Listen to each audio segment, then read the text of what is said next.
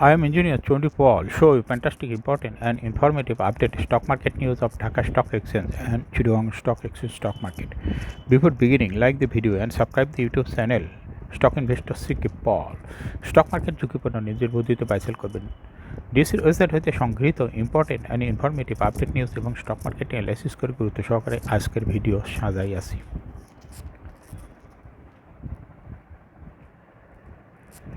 Now focus you.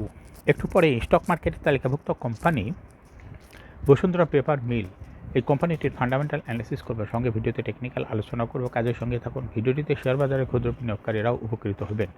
Now fantastic Dhaka stock exchange index update. Dhaka stock এক্সচেঞ্জের index সর্বশেষ 37.63 হাসবে 5,393.65 হয়েছে। ডিসিতে টাকার অঙ্কে আজ 561.21 কোটি টাকার বেশি ট্রানজ্যাকশন হয়েছে। আজকের ট্রানজ্যাকশন গত মার্কেটের থেকে কিছুটা বেশি ট্রানজ্যাকশন হয়েছে। ডিএসইএক্স ইন্ডেক্সের বুলিঞ্জার ব্যান্ড মোমেন্টাম ইন্ডিকেটর, এই সঙ্গে MACT RSI volume momentum indicator দেখতে পাচ্ছেন। ডিএসইএক্স ইন্ডেক্সের বুলিঞ্জার ব্যান্ডের যে ক্যান্ডেলটি তৈরি হয়েছে রেড কালার, এটাও দেখতে পাচ্ছেন। এমএসিটিতে ব্লু লাইনটি রেড লাইনকে ক্রস করে একটু নিচে নেমে গেছে। হিস্টোগ্রামও জিরো লাইনের নিচে নেগেটিভ ভলিউম ক্রিয়েট করছে। আরএসআই 40 নিচে আছে।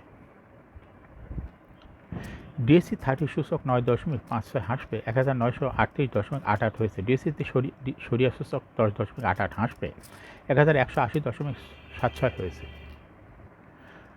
টপ সেক্টর বাই গেইনের, অর্থাৎ যে সমস্ত সেক্টর আজ ইন্ডেক্সকে উপরের দিকে তোলার চেষ্টা করছে তার মধ্যে প্রথমেই আছে textile sector.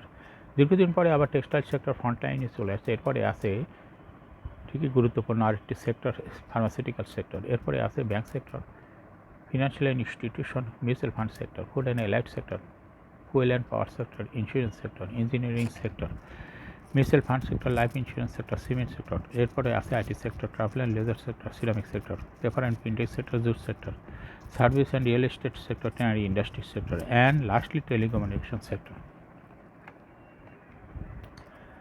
Now fantastic share market news. ব্লকে 7 কোম্পানির বড় লেনদেন। সপ্তাহের দ্বিতীয় কার্যদিবস সোমবার ঢাকা স্টক এক্সচেঞ্জের ব্লক মার্কেটে 42টি প্রতিষ্ঠানের লেনদেন অংশ নিয়েছে। এসব প্রতিষ্ঠানে মোট 31,87,04,000 টাকা শেয়ার লেনদেন হয়েছে। এর মধ্যে সবচেয়ে বেশি লেনদেন হতে দেখা যায় 7 প্রতিষ্ঠানের শেয়ার ও ইউনিট। প্রতিষ্ঠানগুলোর মধ্যে রয়েছে লাভেলা আইসক্রিম, স্কয়ার ফার্মা, আলিফ ইন্ডাস্ট্রিজ, আলহাস টেক্সটাইলস, সালভো কেমিক্যাল, মেঘনা পেট্রোলিয়াম এবং Reliance one the first scheme of Reliance insurance mutual fund. সবচেয়ে বেশি লেনদেন হয়েছে লাভেলা আইসক্রিমে, দ্বিতীয় সর্বোচ্চ স্কয়ার ফার্মা, তৃতীয় সর্বোচ্চ আলিফ ইন্ডাস্ট্রিজ। এরপরে আছে অন্যান্য কোম্পানিগুলো যেমন আলহাস টেক্সটাইল, সালভো কেমিক্যাল, মেঘনা পেট্রোলিয়াম ইত্যাদি। পতনের মধ্যেও লেনদেন বেড়েছে 16 খাতে। সপ্তাহের দ্বিতীয় কার্যদিবস সোমবার দরপতনদের লেনদেন শেষ হয়েছে। এদিন দেশের প্রধান শেয়ারবাজার ঢাকা স্টক এক্সচেঞ্জের সূচক কমেছে 37.62 পয়েন্ট।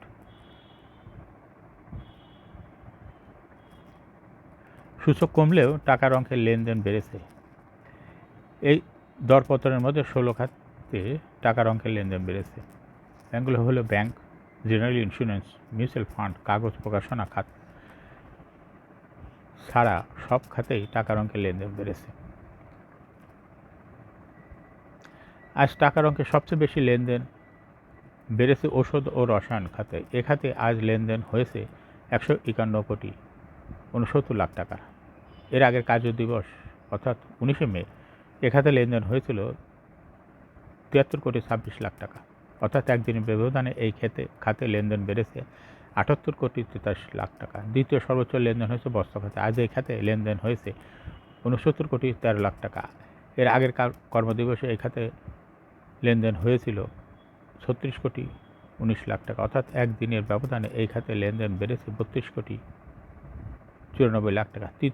তৃতীয় সর্বোচ্চ লেনদেন বেড়েছে খাদ্য ও আনুষঙ্গিক খাতে। এ খাতে লেনদেন হয়েছে 74.40 টাকা। এ খাতে আগের কার্যদিবসে লেনদেন হয়েছিল 98 লাখ টাকা, অর্থাৎ একদিনের ব্যবধানে এই খাতে লেনদেন বেড়েছে 16,42,00,000 টাকা। চতুর্থ সর্বোচ্চ লেনদেন বেড়েছে লাইফ ইন্স্যুরেন্স খাতে। এরপরে পর্যায়ক্রমে অন্য খাতগুলো হলো সিরামিক খাত, প্রকৌশল খাত, ভ্রমণ অবকাশ খাত, বিদ্যুৎ ও জ্বালানি খাত। তারপরে আছে বিবিধ খাত, সেবা আবাসন খাত, টেলিকমিউনিকেশন খাত, সিমেন্ট খাত, আর্থিক খাত, চামড়া খাত ইত্যাদি। লেনদেনের শীর্ষে ওরিয়ন ফার্মা। দেশের প্রধান পুঁজিবাজার ঢাকা স্টক এক্সচেঞ্জে সপ্তাহের দ্বিতীয় কার্যদিবস সোমবার 389টি কোম্পানি শেয়ার ও ইউনিট লেনদেন হয়েছে। এদিন লেনদেনের শীর্ষে উঠে এসেছে ওরিয়ন ফার্মাসিউটিক্যালস লিমিটেড। সোমবার Orion farmer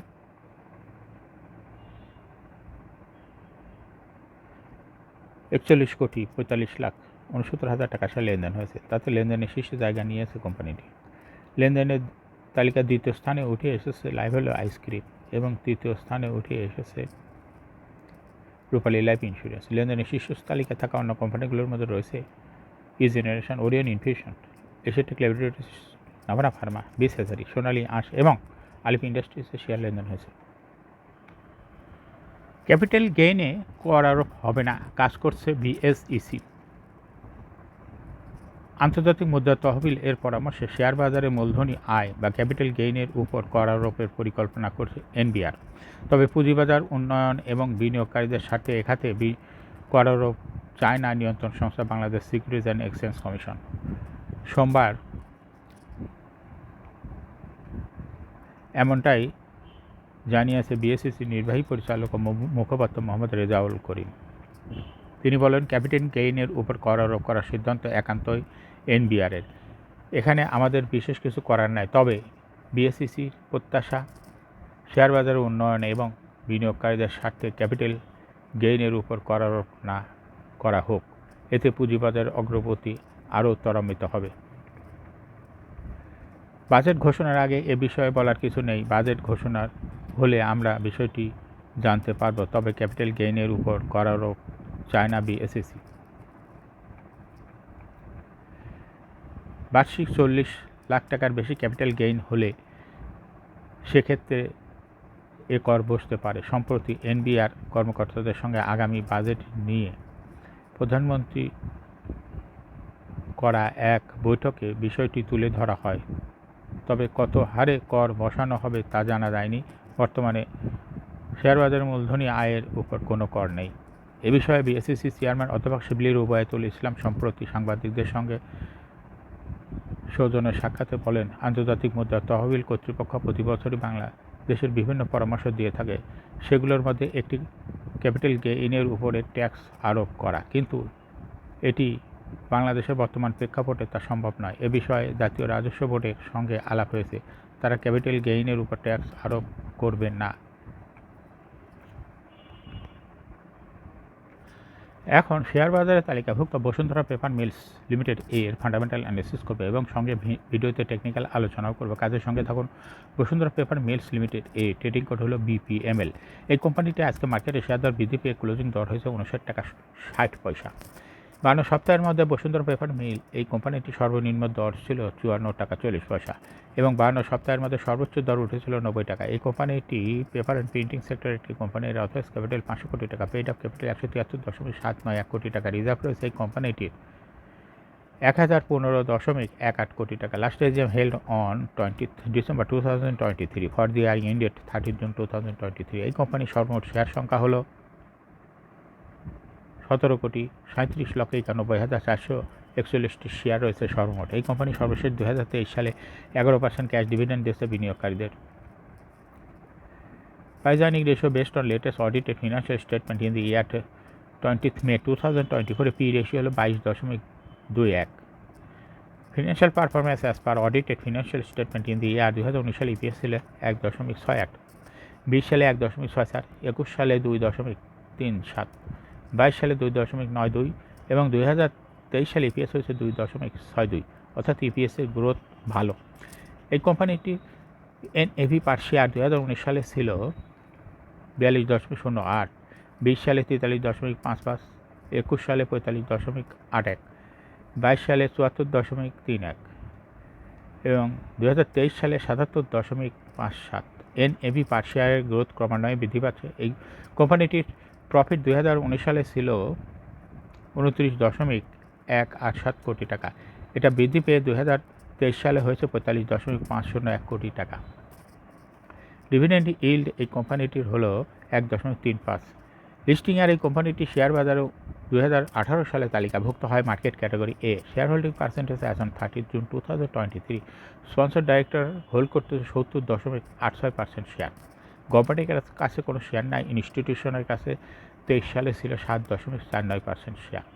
share holding percentage as on 30 April 2024-এ ইনস্টিটিউশনের শেয়ার কিছুটা বৃদ্ধি পেয়ে হয়েছে 7.98% শেয়ার। ফরেনের কাছে কোনো শেয়ার নাই। পাবলিকের কাছে 2023 সালে ছিল 21.65% শেয়ার।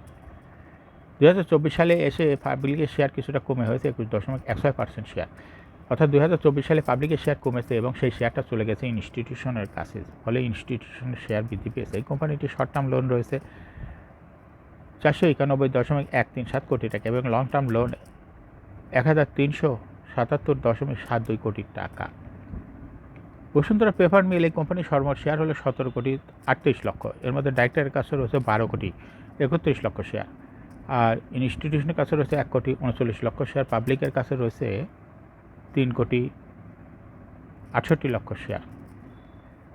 30 এপ্রিল 2024 তারিখে দেখা যাচ্ছে 0.21% শেয়ার ইনস্টিটিউশনে বৃদ্ধি পেয়েছে এবং এই শেয়ারটা আসছে পাবলিকের থেকে।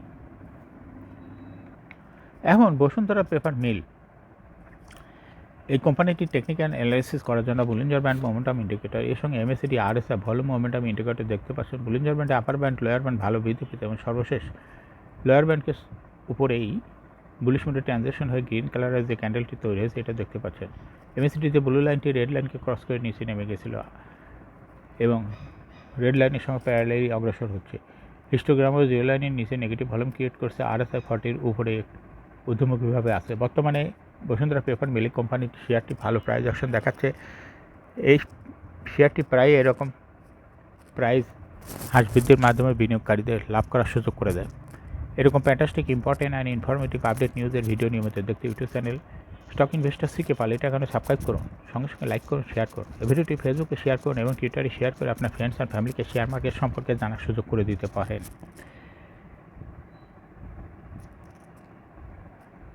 যারা অলরেডি সাবস্ক্রাইব করছেন তাদেরকে অসংখ্য ধন্যবাদ। Thank you for watching this video.